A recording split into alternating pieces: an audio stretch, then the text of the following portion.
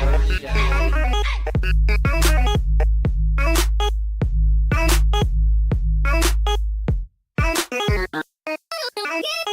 welcome to the Dyke podcast, friends. I'm sitting here with my last time I'm with my host over here, Bob Ackerman, for a while. He's going to be leaving me to move to San Diego with his other kids. Yes. And so this is going to be the last podcast for a little while, at least in the Dyke studios. And so today's going to be a good day. Cheers again to that, Bob. I'll cheers to that, Bernie. I am so freaking happy to be here with you. And I may actually just come back once a month to destroy your studio. Because you need some help over here. I don't know. Who should be my replacement? A lot of people said Brad Pitt because he looks a lot like me. Yeah, but it just keeps coming back to that kid from Napoleon Dynamite, whatever his name was, John Heater or whatever, one of those kids. But yeah, I got Maury Povich a few times. Jerry, they said Jerry's show's almost getting canceled, that he was looking for a new position, so I might, give old Springding a call and see what he's up to. I like your hat, Popeye. Hey, Gilligan. Oh, skiddly diddles. It's the last time Gilligan gets to hang with the skipper, so, I'm going to put my hat on. Hey, that's a skipper style hat. There we go.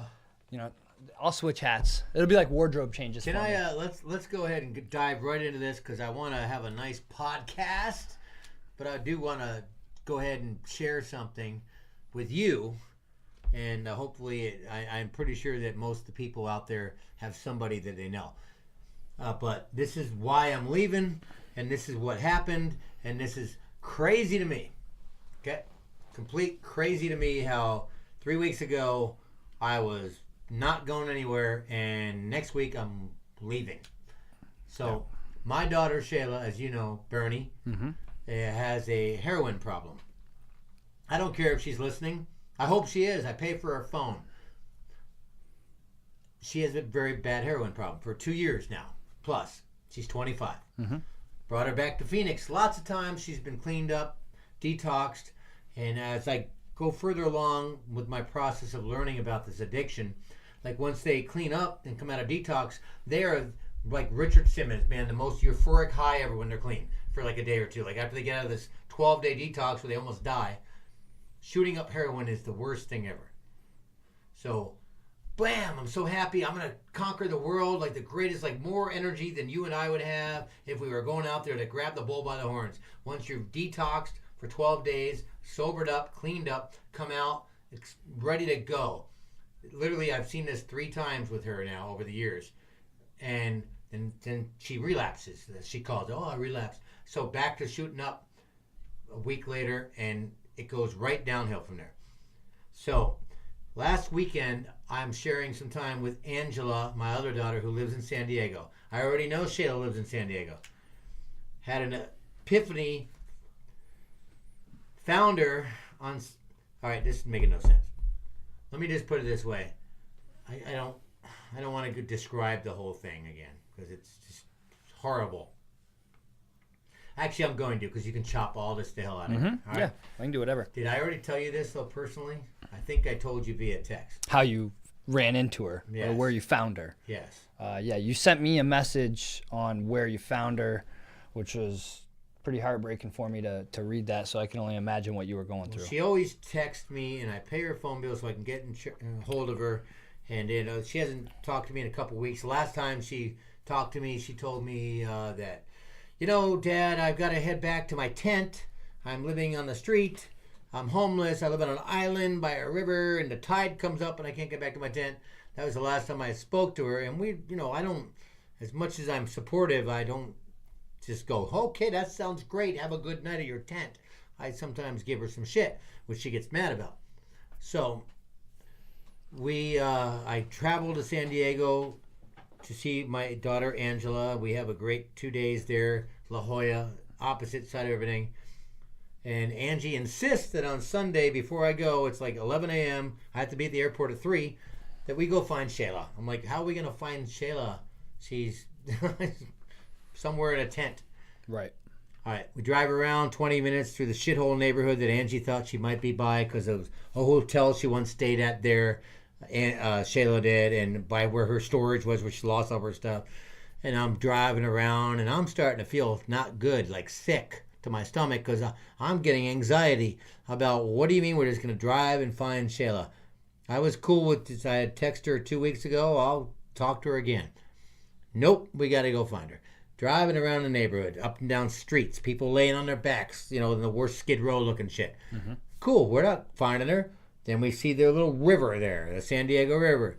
We park our car after we drive for a little while. Walk for 20 minutes down a sidewalk that has there's no recreational area there. It's just a shithole trench with swamp and signs that say watch out for rattlesnakes, and there's no hiking. There's nobody hiking out there for pleasure. Walk for 20 minutes looking out over 10-foot reeds and swamp infested thorns on the sidewalk. Come to an overpass.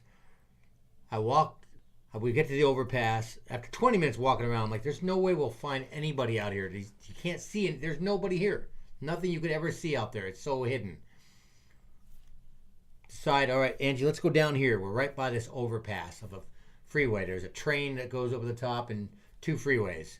So we're an overpass underneath it. And we hike down there. There's no trail. It's thorned up. It's muddy. It's disgusting. And we stand there for a minute, and I look around, and I go, I think we're close. I just suddenly said, I think we're close. That we've been walking and driving forever. And I just yelled across the river, which is probably 50 to 60 yards. Shayla! Ackerman! It's your dad! I hear a dog bark. She has her dog with her. Mm-hmm. So out of nowhere, the cool part of this story is I was directly across from where she was. It's like you sensed it.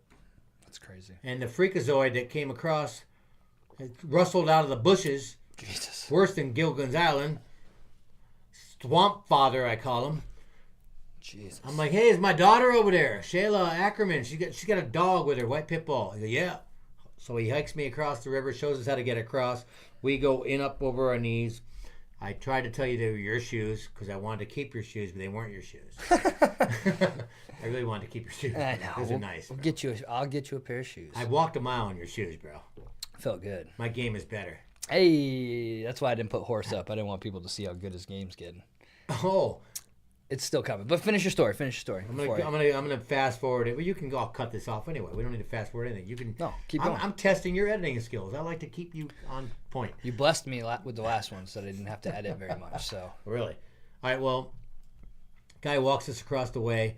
We were running up to our knees in muck and mire. And it's not like the San Diego River. Let's go fishing. It's disgusting. It's terrible. And there's nobody around this place at all. It's like muck and mile underneath the overpass with crazy shit painted on walls. If you don't fucking like it, go fuck your, like, things, weird graffiti. Not gang, like weird, like California graffiti. Go fuck yourself, bro. Eat kale. Like that on the road. Yeah, whatever.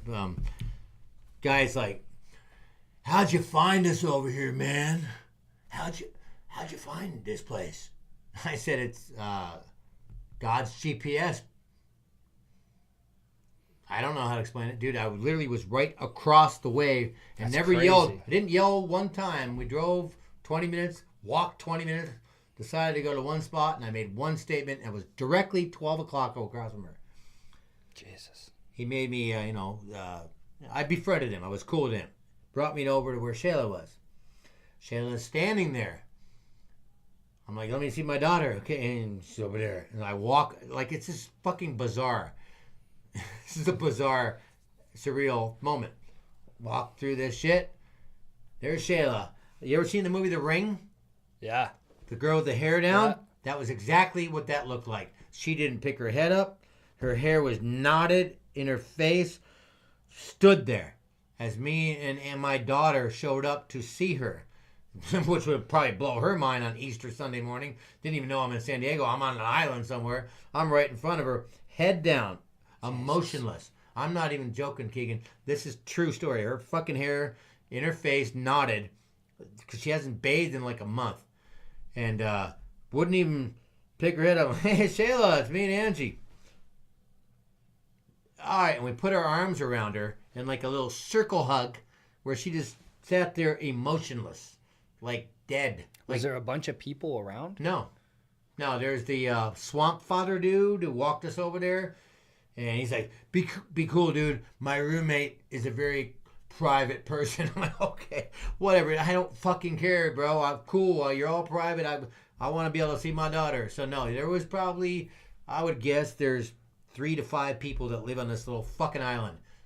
And they're hardcore heroin shit right there on that island. Seriously, it's, whatever.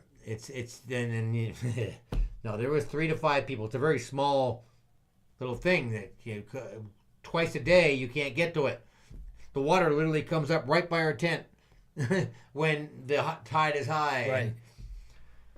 And it's not a recreational area. They're under yeah. So the cops basically leave them alone out there. Cops can't even find them. They fly over in a helicopter. You couldn't see her because her tent, her little pop tent right there, is covered with thatch. It's better than the best Survivor or Naked and Afraid you ever seen. Thatch covered over the top of it, palm fronds. They're not gonna. No, nobody's gonna find them out there. Jesus. I have no idea how I found her. She was so fucking. She looked like a beaten dog, bro. Like when you see a dog that's been beat, and they keep their head down and won't look at you, afraid to make, Is she being taken advantage of out there? Probably. Yes, probably.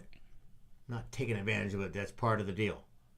She didn't have a job. She's been out there forever. She's living finally she comes around. We sit by her tent. Car batteries around with little solar chargers and all these crazy things how you're going to live off the land. She tells me, Dad, I think I got finally starts waking up a little bit to our presence. So she's coming out of it. Well, coming out of it before she got her fix. Because we woke her up on a Sunday morning, and then that's another story. Mm-hmm. I think I found something that's worth money, Dad. I don't know. It says Tiffany on it, so she rumbles through her stuff, and, as you're sitting there, okay, cool. And she brings out a little studded earring, which is really, literally a nice earring. But when she opened up her purse in her rumbling tent, I saw the early pregnancy test in her purse. I didn't say anything. I'm like, oh, fuck. Okay, so... Yeah, okay. All right. I'm like, yeah, that does say Tiffany, and it is a diamond. Yep, you can. Yep, and yeah. I love you, Shayla. Hey, how about this, Shayla? I'll come back next weekend, and I will bring a truck, and you and your dog and whatever you want to bring, come with me. We'll come back to my apartment. You can stay on my couch. You don't have to pay any rent. You get a shower. You clean yourself up. I'm not even going to bust your balls on drug use right now. Just come back with me. You can stay, get a job, work, stay a month, 2, 3, save your money. If you want to move back, you got $2-3 grand in your pocket. Come, No, Dad. No, head down again. No, I don't know what the fuck. No, she's 25. I can't grab her by her hair and drag her out. Plus the swamp father over there, Swampzilla. She's like, well, that guy takes care of us out here, Dad. He makes sure that, they already know, people on the street, that if anybody fucks with me, they're going to get fucking killed. And that's probably true, because we drove around the neighborhood, people are laying out everywhere around there. Those swamp fodder, like David Koresh heroin swamp fodder guys, got his little pod over there. Jesus Christ, man. Seriously. People are scared to get help, or they don't try to get help, and maybe in earlier stages it can get caught. There's functioning alcoholics. Absolutely, there's functioning heroin addicts too. Not shooting up. There is. Who? There absolutely is. Bring him on the show. Let's have a guest. I don't want to have that person in my house. I don't think so. But unfortunately, there are people out there that I knew functioning people. You die quickly. From heroin. Functioning people that were doing functioning methamphetamines. That's fine. That makes you work harder. Shooting up a needle every day into your arm with black tar heroin, not fucking opioids or whatever they're all talking about now. This is straight up fucking heroin, people. Spoons, needles, like it's the 1960s. This is what I'm talking about. I know this is what my daughter's going with. That's what I can't get her off it. It's not gonna. I can't get her off it. We've seen her clean up. I'm not going out to San Diego to get her off of it. I'm going out there to make her fucking uncomfortable or make her really fucking wow. My dad just moved the hell out or here. Feel like she has something close enough for a support system. I'm just going out there. It's the right move, man. It's fucked up, dude. It's the right move. You gotta do it. It's all gonna be this good shit for was you crazy. too. Like 3 weeks ago, I had no fucking plans of that. I'm somebody's boss right now. I'm gonna be cleaning somebody's toilet in about a fucking 2 weeks with a pay cut. There's nothing else to do there. They're probably gonna make me. They have carpeting. They'll probably make me vacuum. What else is the counter slacky do? Plus, they'll probably think over there at the place that I'm some kind of a corporate spy. Why would an assistant manager come over here and take a big pay cut and just work the counter? Oh, I'm good. You should tell him. Got your shirts tucked in? Where's your safety belt? Tell him you're Roger Goodell. I had Crystal convinced you on TV the other night during the draft. Fuck that. I'm not Roger Goodell. That guy looks like me. Did you see? Did I send you? Did I I send don't you? look like him, bro. Did you see the picture I sent you of your guys' wonderful first round draft pick? Yes. Fuck yes. Giants Nation! You did all right in your second and third You round. go right ahead and yappity do all you want there, Mr. Bernie Dyke. Hashtag I love Tommy. What is Tommy? Betty White? He's going to play like, oh, I can still go to 100. I'm still funny and having a good time. Well, you better hope so, because you got nothing else over there. I like that you compared him to Betty White. Pretty much. I like that. Yeah. I'm comfortable with that. Old and relevant. And I'd sleep with both of them. I was gonna say, yeah, I was just gonna say it. So who would you sleep with first, Betty White or right now? Uncomfortable. Probably Betty White Ooh. because Betty Wright. Who's that? Ooh, wow. Oh yeah, Betty White. Betty- I can't figure out which mic is which. And if you give me, actually, I don't need. I'm gonna go ahead and just Yeah. start giving content to the show. I'm gonna go to the swamp, bro. The swamp? Yeah. Plus, let me just go ahead and go back to this thing, to my transition to PWP of San Diego. Yeah. I decided when I show up on the 15th, my first day of work, Wednesday. I'm leaving. My last day of work here is Wednesday, the 8th. My first day is Wednesday, the 15th. I have a full week. Okay. Monday and Tuesday of that first week, I am using vacation days, so it's paid. So I show up on Wednesday. I've decided that I'm going to go into Mr. Ainsworth's office. That's Ainsworth. Okay. Yeah. The branch manager. Yeah, the branch manager. And he Okay. said, hey, Bob. I already met him once with Angie a couple years ago. I dropped in on one of her college trips just to see PWP. Toured me the whole warehouse. Hey, Bob. How you doing? Oh, yeah, great, Mr. Ainsworth. By the way, I go by Cody. Like codependent? Cody. Because Bob is not a California cool name, bro. Oh, you go by Cody. I go by Cody. Yes, Mr. Ainsworth, how you doing? But I go by Cody. So were you just thinking you'd never meet this guy again? So you just said I'm working for him now. No, I know, but when you told him that you I go didn't by... tell him that now. I'm going to tell him that now. I'm going to tell him that I when thought you show told up. him when you No, toured I'm the... telling him that May I was 15th like, on Wednesday morning when I walk into that fucking place. And he goes, hey, Bob, how you doing? Great to have you here. You working the counter? I'm like, yeah, yes, sir. Glad to be here. By the way, Bob is like kind of like your first name is Bernie, but you go by Keegan. By Dragon? Yeah. I'm going to go with, my name is Cody. Codependent. That's it, Cody, because that's California. And he said, all right, cool. So they're going to come in eating like a kid. Cody burrito. to the counter, please, Cody. And I'm going to come up, and then I'm going to be like, all right, I already hear this one. Like my second day of work. Cody to the office, please, Cody. And I'll walk into the office, and yes, Mr. Ainsworth. Yeah, Cody, you were late today, 2 days in a row now again. And I'll be like, yeah, yes. bro. Tasty waves, bro. They were tasty waves, bro. I couldn't, you know what I'm saying, bro, Cody? Yeah, but that's the second time this week, Cody. And I'll be like, I know, right? And then I'll walk back out. I'll send you the video clips, bro. It was killer. And then like my third day, fourth day there, he'd be like, Cody, can you come to the office, please? Yeah, boss. I see that you're driving a 1991 Honda. That's not very economical or environmental friendly. Do you hate the planet, Cody? Absolutely. Sorry, bro. What should I do? You should ride your longboard to work every day, Cody. Absolutely, bro. All right, I fucking cannot wait till the Pentair rep shows up, has a tabletop, and it's filled with fucking kale and hummus. Yep. Fuck Tracy Thornburg. We're having kale and hummus, bitches. Fucking gonna love it out there. Kale and hummus is good. Kale chips, you just, you cook them in the oven until they get crispy. And then you just kind of dip them in a little bit of hummus. Are you fucking serious? You really want kale? I would eat some kale. Cody would eat kale. Cody does eat kale. Cody loves kale, bro. Oh, kale. I'm a little jealous. You're going to get some of that California kale while I'm like back here not. Bro, I'm going to grow kale on my patio, bro. Oh, man. You're going to be like Kalezilla. Check it out, bro. You should just tell him instead of Cody that your name's Kale. That'd be a cool name. That's what Mike White's son's name is. It is.